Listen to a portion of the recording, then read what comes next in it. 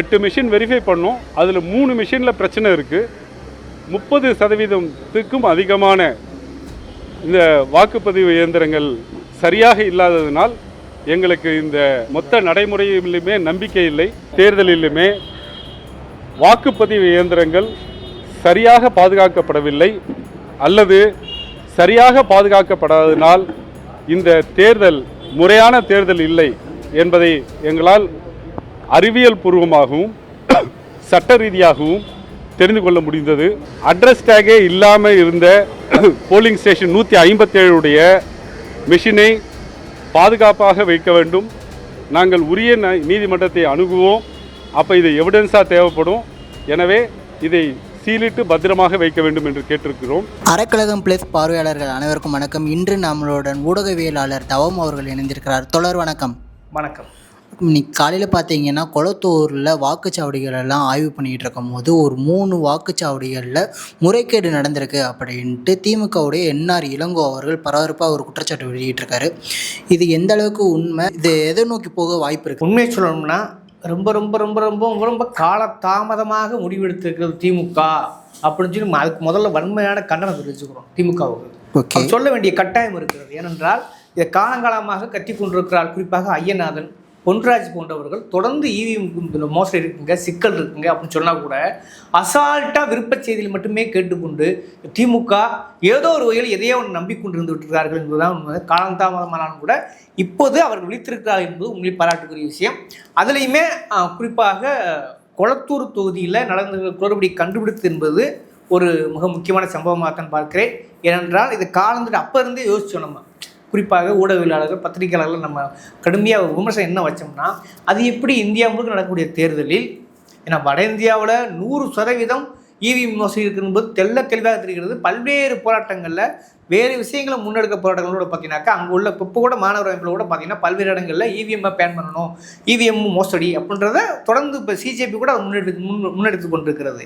ஆனால் நிறைய இவ்வளோ ராகுல் காந்தி எடுத்துக்கோங்க, கடந்த காலங்களில் எத்தனை இடம் ப்ரூவ் பண்ணார், எவ்வளோ குளறுபடி இருந்துச்சு. எஸ்ஐஆருங்கிறது திரும்ப ஒரு விஷயம் தெளிவாக சொன்னது என்னென்னா, கடந்த காலத்தில் பிரபல பிரபாகரன் என்ன சொன்னார்னாக்க, நீங்கள் தயவுசெய்து எஸ்ஐஆரை ஏற்றுக்கொள்ளாதீர்கள், எஸ்ஐஆரை ஏற்றுக்கொள்வது என்பது ஒட்டுமொத்தமாக இந்திய ஜனநாயகமே தற்கொலை செய்வதற்கு சமம் சொன்னார். ஆனால் யாருமே அட்ரஸ் பண்ணலை, யாருமே கேட்கலை. திமுக உட்பட தான் சொல்கிறோம், யாருமே கேட்கலை.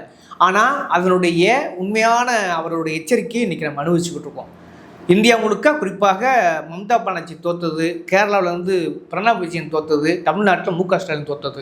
இது சாதாரண தோல்வி அல்ல, இது ஒரு சித்தாந்த தோல்வி. சித்தாந்தவாதிகளாக யாரெல்லாம் இருக்கிறார்களோ அவர்களை குறிவைத்து தாக்கியிருக்கிறார்கள், குறிவைத்து கவிழ்த்திருக்கிறார்கள் என்பதுதான் உண்மை. அதுலேயுமே கூட நம்ம தமிழ்நாட்டை மட்டும் என்னென்ன பார்த்தீங்கன்னாங்க, ஒரு நம்புகிற அளவுக்கான ஒரு ரிசல்ட்டை கொடுத்துட்டு என்ன தேவையோ அதை தெளிவாக வச்சிருக்கிறார்கள். நீங்கள் நல்லா கவனிச்சினாக்கா இவிஎம்மில் நிச்சயமாக சீஸ்தார் செதல்வாக்கு இதை பதிவு பண்ணியிருக்காங்க. அந்த சமூக செயல்பட்டாளர்கள் கடந்த காலத்தில் தமிழ்நாடு அந்த கருத்தங்கள் கூட அதை பதிவு பண்ணியிருக்காங்க. நீங்கள் தயவுசெய்து இவிஎம் நம்பாதீங்க, எஸ்ஐஆரை நம்பாதீங்க, தமிழ்நாட்டிலும் குழம்பி நடந்துக்கிறது அப்படின்னு சொல்லி பலமுறை சொன்னாங்க. இது கடந்த காலம் தினகரன் சொல்லியிருக்காரு ஒரு தடவை. எப்போ அவர் வாக்குச்சாவடியில் எங்கள் குடும்ப ஓட்டு 17 ஓட்டு இருக்குது, அந்த ஓட்டு எங்கே போச்சு அப்படின்னு தினகரன் கடந்த காலத்தில் பதிவு பண்ணியிருக்காரு. இப்படி எல்லோருமே அவ்வப்போது திரும்ப பதிவு செய்தும் கூட ரொம்ப அஜாக்கிரதை நடந்தோட விளைவை திமுக இன்று அனுபவித்துக் கொண்டிருக்கிறது. பரவாயில்லை, காலதாமதமாக சொன்னால் கூட இன்றைக்கி ஒரு உண்மையை உணர்ந்திருக்கிறார்கள். குறிப்பாக இவிஎம்மில் குளறுபடி நடந்திருக்கு. கிட்டத்தட்ட ஒரு 3 விவிபேட் சிக்கலும் சரி, அந்த விவிபேட்டில் சின்ன விழுந்த உடனே கீழே வரும் இல்லையா, அதிலேயே பெரிய குளறுபடி நடந்திருக்கிறது. அது நடக்கலை, சீல் ஒழுங்காக வைக்கப்படவில்லை, அது ஹியூமன் எரர்ன்றாங்க. அதெல்லாம் நம்பவே முடியாத இடத்துக்கு கிட்டத்தட்ட ஒரு 17 இவி மிஷினை செக் பண்ணணும். அதில் 8க்குள்ளேயே 3 குளறுபடிங்கிறது உறுதியாயிடுச்சு. அப்போ இன்னும் 8 நாங்கள் பார்க்க வேண்டிய அவசியம் இல்லை, நாங்கள் உச்சநீதிமன்றம் போகிறோம் என்று திமுக அறிவித்திருக்கிறது. உண்மையிலே நல்லபடிய விஷயம். திரும்பவும் சொல்கிறேன், இந்தியாவுக்கே பாடம் எடுக்கும் வல்லமையை எது பெற்றுக்கிறது என்றால் அது தமிழ்நாடு தான் பெற்றிருக்கிறது. இப்போ ஒரு ஆக்சிடென்ட் மாதிரி ஒரு ஆட்சி வந்தால் கூட, ஒரு சினிமா முகத்தில் இந்த தமிழ்நாடு சற்று திசை திரும்பினால் கூட, திரும்பவும் சொல்கிறேன், இந்த விஷயத்திலையும் சொல்கிறேன், நீட்டில் எப்படி இந்தியாவுக்கே பாடம் எடுத்து இந்தியா பூரா இன்றைக்கி அந்த போராட்டம் பற்றி பரவி இருக்கிறதோ, அதே போல் இவிஎம் குளறுபடியிலும் இவிஎம் மோசடியிலையும் இந்தியா முழுக்க பரவதற்கு தமிழ்நாடு தான் காரணமாக இருக்க போகிறது. அதை ஏதோ ஒரு வகையில் அந்த அஸ்திரத்தை திமுக கையில் எடுத்து விட்டது என்றுதான் கருத வேண்டியிருக்கிறது. அது சமூக நீதியாக இருந்தாலும் இவிஎம் மோசடியாக இருந்தாலும் சரி, இப்போ ஒரு சரியான சூழலை நோக்கி தள்ளியிருக்கிறது. இதை நிச்சயமாக ஆய்வுக்கு உட்படுத்தப்பட்டு இவிஎம் மோசடி என்றால் நிச்சயமாக யார் வெல்ல போகிறார்? மு.க. ஸ்டாலின் வெல்ல போகிறார். இப்போ உள்ள சிஎம் இது குறித்து என்ன பேசுவார்? இந்த சொன்னார்ல யார், அந்த பாபு, விஎஸ் பாபு, அதாவது தற்கூறிகள்லாம் அரசியல் அருகதையற்ற அவர்கள்லாம் எப்படி நடந்து உள்ளார்கள், இப்படினார்ல. அதுவும் அதனுடைய தலைவர் சிஎம் இப்படினார்ல. இப்போ கொத்து புரோட்டா போட்டாங்க, 5 நிமிஷத்துக்கு பேசுகிறதுக்கே கொத்து புரோட்டா போட்டான்னு சொன்னார் இல்லையா சிஎம் விஜய் அவர்கள். இப்போ நீங்கள் என்ன செய்ய போகிறீங்க? சால்னா ரெடியாக வச்சுருக்கீங்களா? நீங்கள் போட்டது திருட்டு புரோட்டாங்கிறது உறுதியாக இருக்கிறது. நீங்கள் போட்டது குத்து புரோட்டா கிடையாது, திருட்டு புரோட்டாங்கிறது உறுதியாக இருக்கிறது. ஆக இது யாருடைய தலையிட்டால்? பிஜேபியின் தலையிட்டால், ஆர்எஸ்எஸின் சதியால் நடந்திருப்பதோ என்ற சந்தேகம் எழுகிறது. அப்போ பிஜேபியும் ஆர்எஸ்எஸ் பெற்ற, அதாவது திருமாவளவன் மொழி சொல்ல வேண்டுமானால், விஜய் அவர்களும் சீமான் அவர்களும் ஆர்எஸ்எஸின் கள்ளக்குழந்தை என்கிறது கிட்டத்தட்ட இப்போ உறுதியாக இருக்குது இவிஎம் குளறுபடி மூலமாக. அப்போ இது சரியான தருணம். இந்த தருணத்தை முறையாக திமுக பயன்படுத்திக் கொள்ள வேண்டும். இல்லை என்றால் அது வரலாற்று பிழையாக மாறும். இந்த தோல்வியிலிருந்து ஒருபோதும் மீள முடியாது. ஏன்னா திரும்ப சினிமாக்காரர்களை கொண்டு வந்து இறங்குவதற்கான எல்லா வேலையும் பிஜேபி பார்த்து கொண்டிருக்கிறது.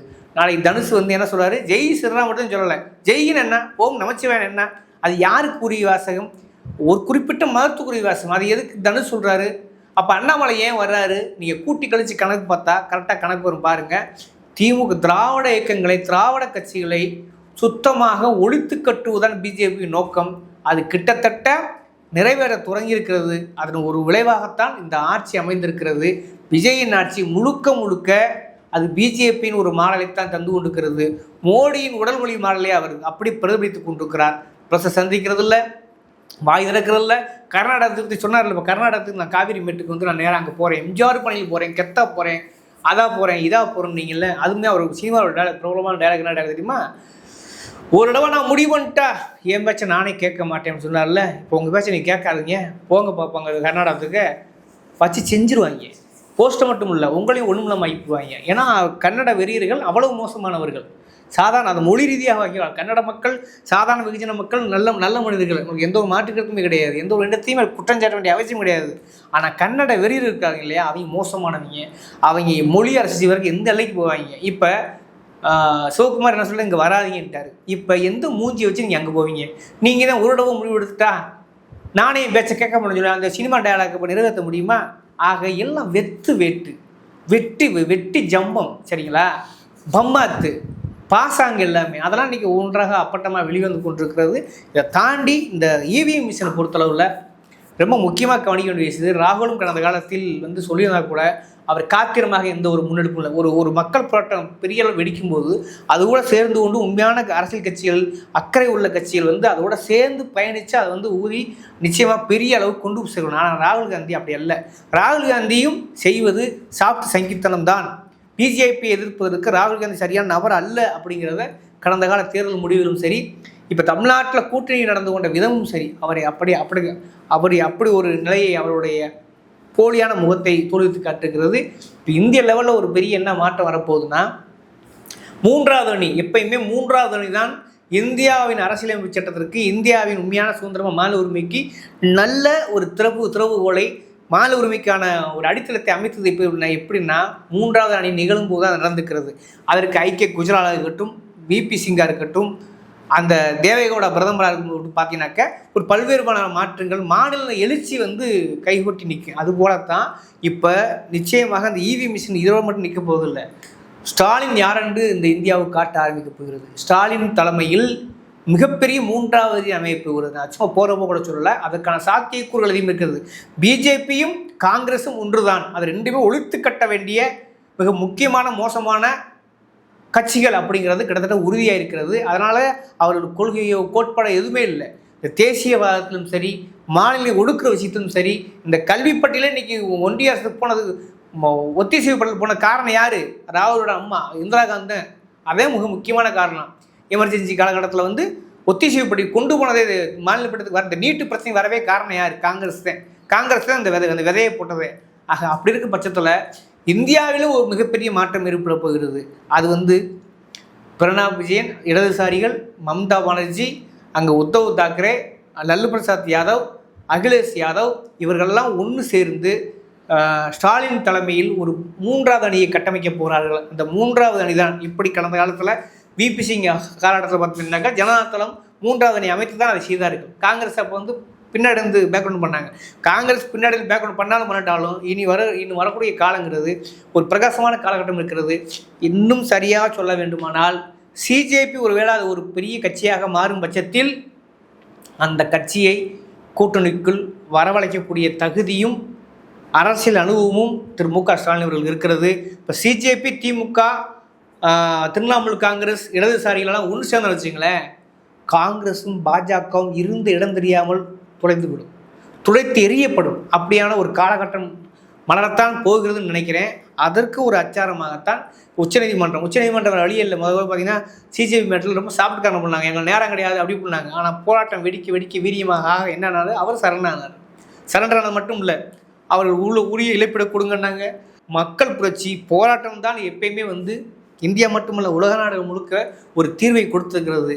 அந்த அடிப்படையில் மூன்றாவது அணி கட்டுவதற்கான வாய்ப்பை தமிழ்நாடு தான் ஏற்படுத்தப் போகிறது. அதில் மு க ஸ்டாலின் அவர்கள் தான் ஏற்படுத்தப் போகிறார். அன்றைய காலத்தில் கலைஞர் உறுதுணையாக இருந்து அந்த ஓபிசி இடஒதுக்கீடு கொண்டு வருவதற்கு மிக முக்கியமான காரணமாக இருந்தவர் கலைஞர். அதை செய்தவர் அந்த விபிசி. அதுபோல வருங்காலத்தில் ஸ்டாலின் தலைமையில் ஒரு மூன்றாவது அணி அமைக்கப்பட்டு பாஜகவும் காங்கிரஸும் ஒழித்து கட்ட வேண்டிய காலகட்டம் ரொம்ப தூரத்தில் இல்லை. அதற்கான வாய்ப்பு சூழல் இருப்பதாகத்தான் கருதுகிறேன். அந்த அடிப்படை தான் இன்றைக்கி இவிஎம் மிஷினுங்கிறத சாதாரணம் கடந்து போக முடியாது. திரும்ப பல முறை நிரூபிச்சாச்சு. பொன்ராஜ் அவர்கள் அப்துல் கலாமோட சீடர் சோதனை மூலமே செஞ்சு காட்டினார். சத்யன் டிவியில் நினைக்கிறேன் ஏதோ முழுசாக உட்காந்து கிட்டத்தட்ட 1 hour பண்ணி காட்டினேன் எவ்வளோ மோசடின்னு சொல்லிட்டு. திரும்ப அதை நீங்கள் நம்புனீங்க. ஏன்னா உங்களுக்கு என்ன எஸ்ஐஆரையும் அதே சொன்னாங்க, எஸ்ஐஆரையும் நீங்கள் நம்புனீங்க. எஸ்ஐஆர் வந்து கிட்டத்தட்ட குளத்தூரில் எஸ்ஐஆர் மட்டும் நடக்கப்படவில்லை என்றால் கிட்டத்தட்ட உறுதியான வெற்றியை எய்திருப்பார் யார், மு க ஸ்டாலின் அவர்கள்.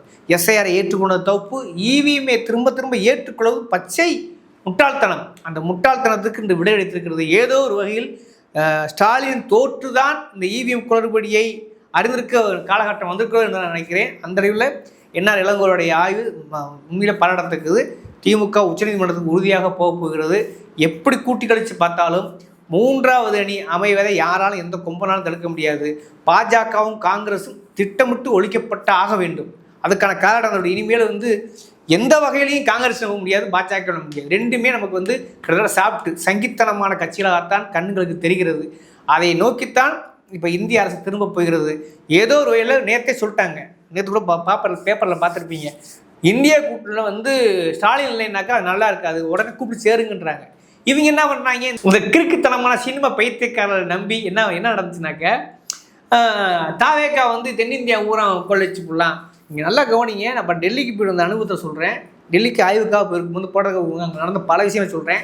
உச்சநீதிமன்றம் ஒரு கிறுக்கு கத்திக்கிட்டு இருக்கேன். என்னடா ஆறான்னு பார்த்தா எப்படி வந்து மோடி சிஜேபி மாற்றம், அதே போல் தமிழ்நாட்டில் ஒரு பெரிய மாற்றம் நடந்து விட்டது, அவர் தான் பின்காலத்தில் வந்து பிஎம்எல்லாம் வரணும் அப்படின்ற அளவுக்கு அவன் பேசுகிறேன். அவன் யாரான்னு பார்த்தா ஆர்எஸ் பின்புலம் கொண்டவர்களாக இருக்கிறார்கள். அது மட்டும் அதைதான் தான் இன்னொரு விஷயம் நடக்குனாக்க இந்திய அதாவது வட இந்திய ஊடகங்கள் பெரும்பாலான கோடி மீடியா ஊரா இந்த விஜயை தூக்கி பிடிக்கிறது.